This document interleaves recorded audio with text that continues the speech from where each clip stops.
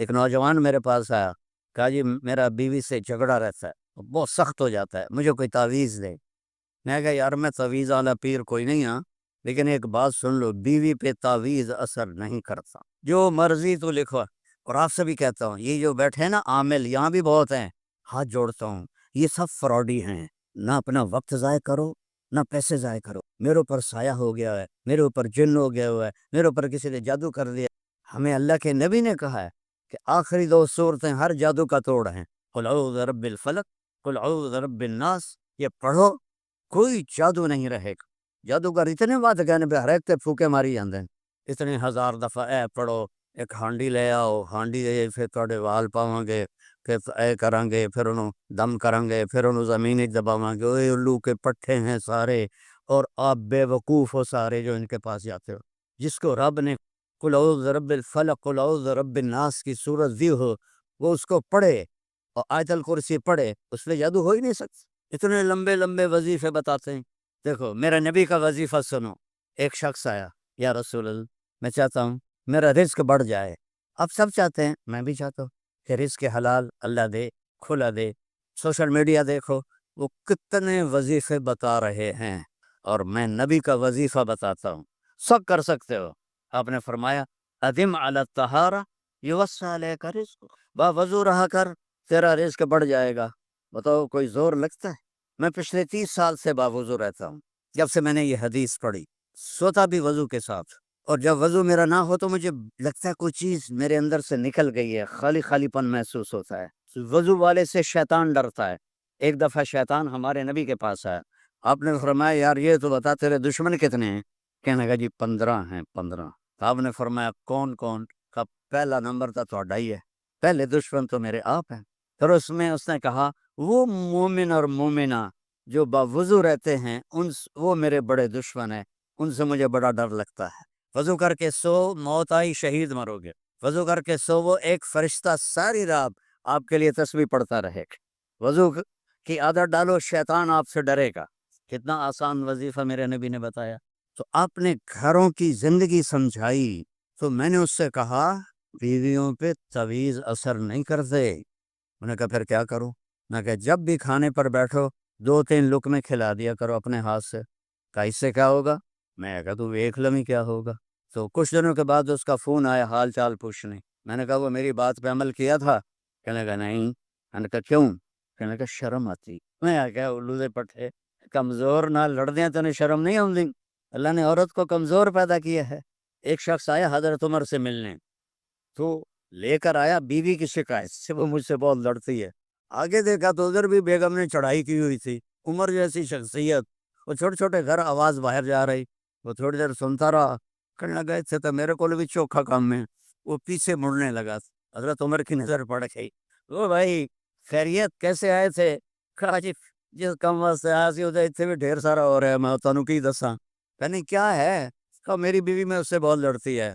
تو میں نے دیکھا آپ تو امیر المومنین، اتنی ہیبت تھی، نائی ان کے داڑھی کا خط بنا رہا تھا، ان کو چھینک آئی حضرت عمر کو، تو نائی کا پیشاب نکل گیا روب سے۔ تو وہ کہنے لگے آپ تو اتنے روب والے آدمی ہیں، اور وہ بیوی آپ کو کیا سنا رہی تھی؟ کہ دیکھو میرے پیارے، اس نے میرے بچوں کو پیٹ میں پالا، 9 مہینے اس کی تکلیف اٹھائی، اور ایک نہیں جتنے بچے پیدا ہوئے، یہ تکلیف جو عورت پہ گزرتی ہے وہ ہم تو نہیں جان سکتے۔ پھر اس نے ان کو دودھ پلایا، پھر وہ میرے کپڑے دھوتی ہے، پھر وہ میرے لیے کھانا بناتی، پھر وہ میرے گھر کو صاف ستھرا رکھتی ہے۔ تو اگر تھوڑا بہت وہ بول پڑے تو یہ تو بہت چھوٹی چیز ہے جو اس کا میرے اوپر احسان ہے۔ میں نے کہا جا، کھانے کا وقت تھا دوپہر کا، اس کو لقمہ کھلا پھر مجھے بتا۔ تھوڑی دیر کے بعد اس کا فون آیا، کہا مولانا صاحب وہ تو عجب ہی ہو گیا۔ میں نے کہا کیا ہوا؟ کہ میں نے اس کے منہ میں لقمہ ڈالا تو اس کا منہ ایسے کھلا رہے گا اور کہنے لگی کس نے پٹی پڑھائی ہے تمہیں؟ تو خود تو نہیں کر سکتا۔ کہنے لگا مجھے مولوی طارق جمیل نے یہ پٹی پڑھائی۔ تو اس نے ایسے جولی نے کہا اللہ مولوی طارق جمیل کو اور اس کے بچوں کو زندگی دے جس نے تمہیں انسان بنا دیا۔ اچھا، ہمارے راجپوتوں کی ایک شاخ ہے رنگڑ، یہ بہت ہی کڑوے ہوتے ہیں، جیسے کریلا نہیں کڑوا ہوتا، ایسو بائی نیچر کڑوے ہوتے ہیں۔ تو ایک ہمارے دو جماعت میں میرے ساتھ وقت لگاتے رہے مسلسل۔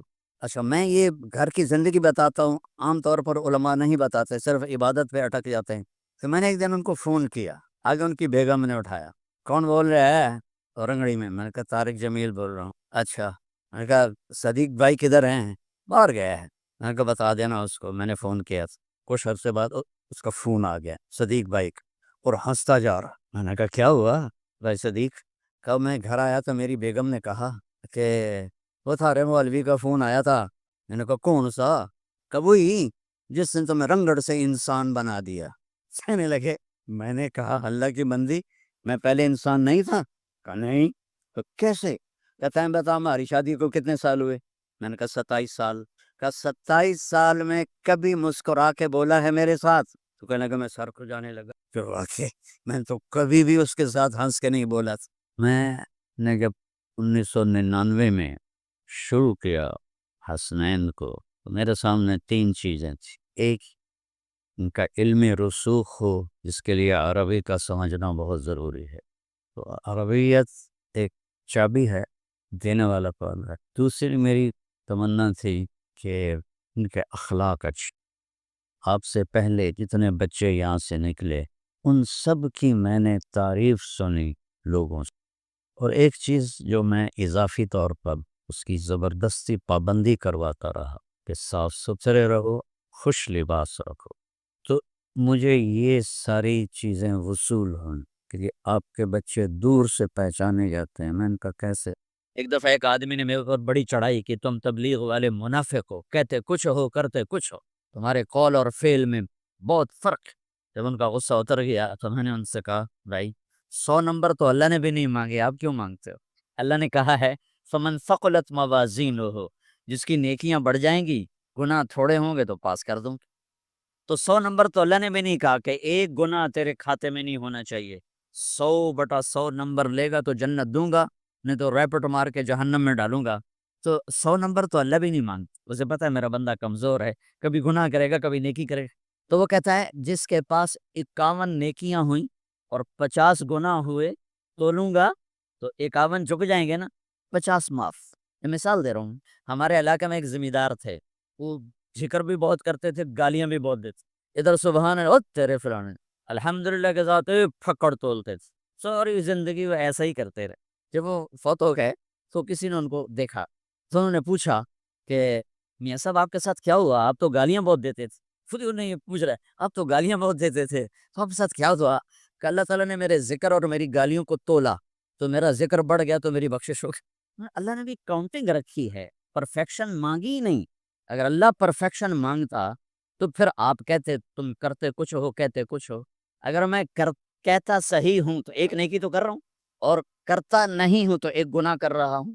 کیا پتا میرا رب میرے کہنے کے تو فعل میرے نہ کرنے کو معاف کر۔ بس ایک صورت میں ہے کام خطرناک کہ اگر میں اس کہنے سننے کو اپنی دنیا بنانے کا ذریعہ بنا لوں، پھر خطرناک ہے۔ تأمرون الناس بالبر وتنسون انفسکم وانتم تتلون الکتاب، وہ یہ آیت۔ لیکن اگر میرے اندر اخلاص ہے تو پھر میں انسان ہوں، کبھی اچھا کروں گا کبھی برا کروں گا، لیکن میرے ذمہ صدا لگانا ہے۔ تو بھائیو اس تبلیغ کے کام کو کرتے رہنا، کرتے رہیں، اس سے ایمان بنتا ہے، ایمان سے دین وجود میں آتا ہے۔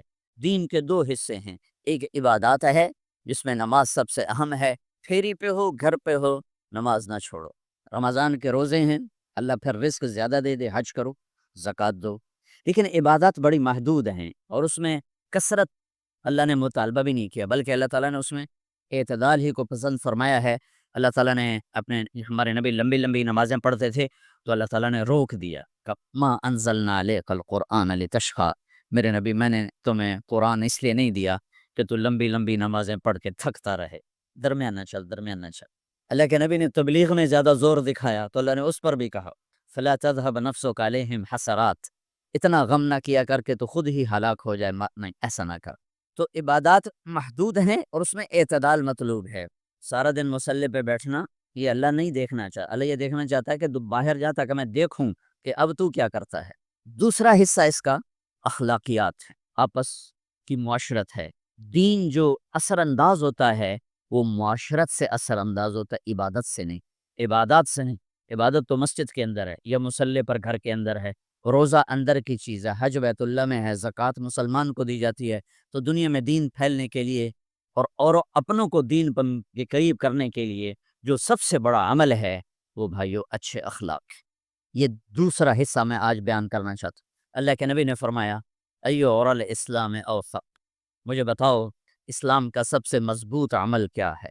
تو صحابہ نے کہا الجہاد، یا رسول اللہ جہاد۔ اسلام کا سب سے مضبوط عمل کیا ہے؟ صحابہ نے کہا جہاد۔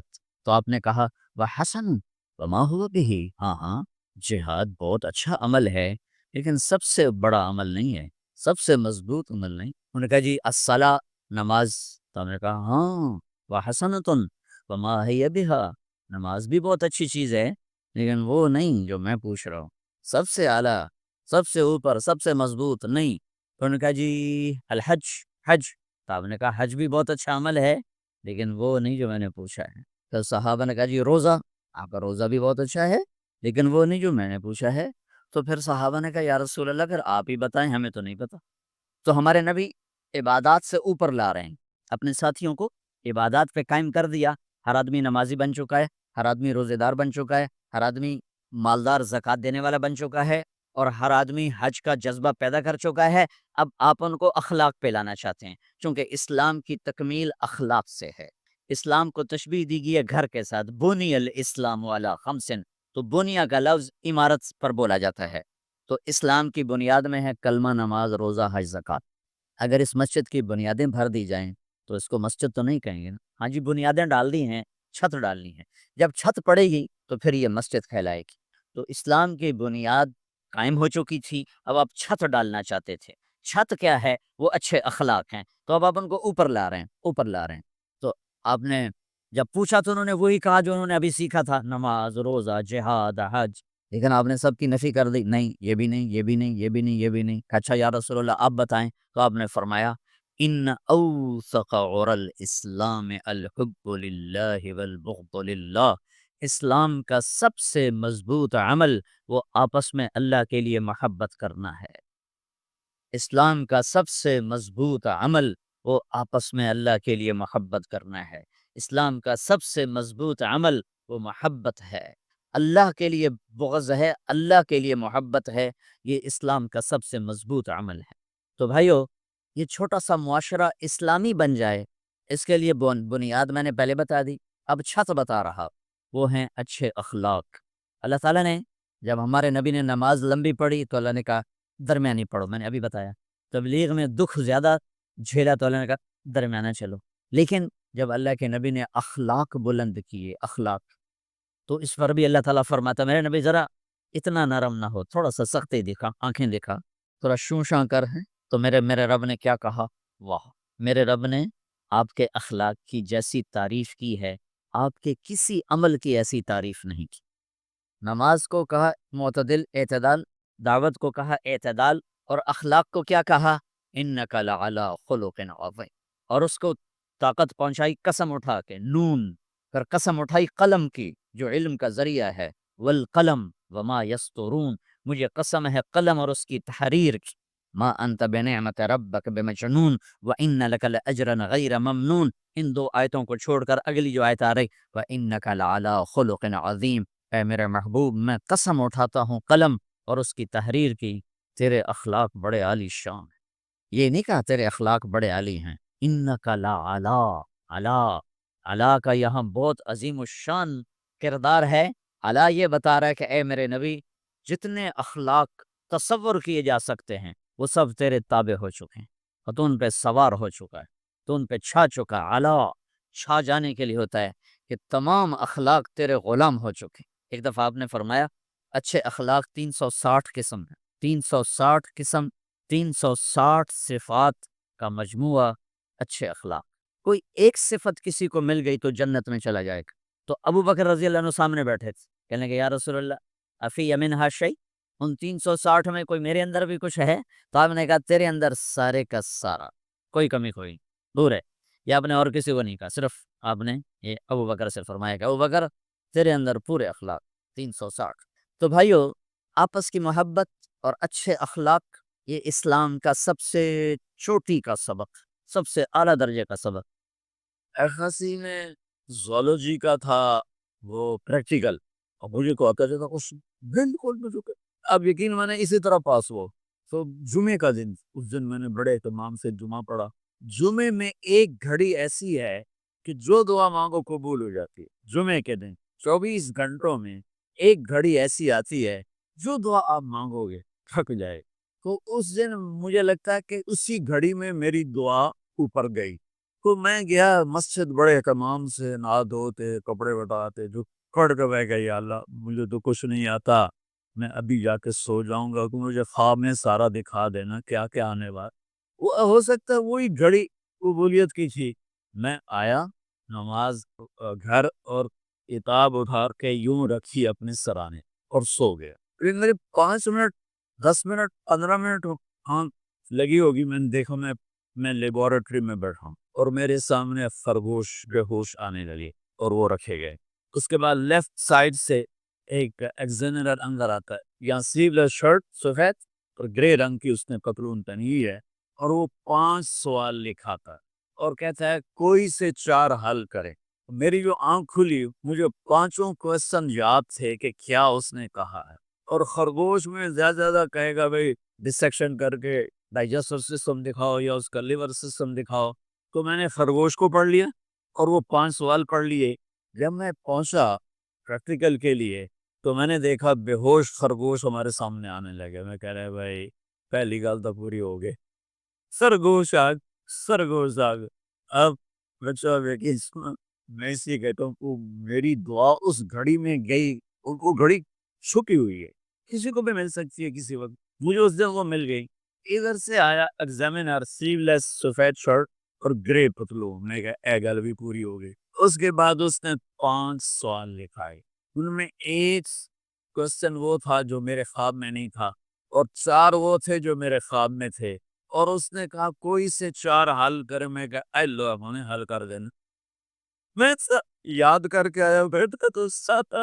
تو میں تو جب امتحان قریب ہوتا تھا نمازیں شروع کر دیتا تھا. اللہ کے ساتھ بھی 2 نمبریوں میں قربان جاؤں, اللہ 2 نمبری کو بھی مان لیتا.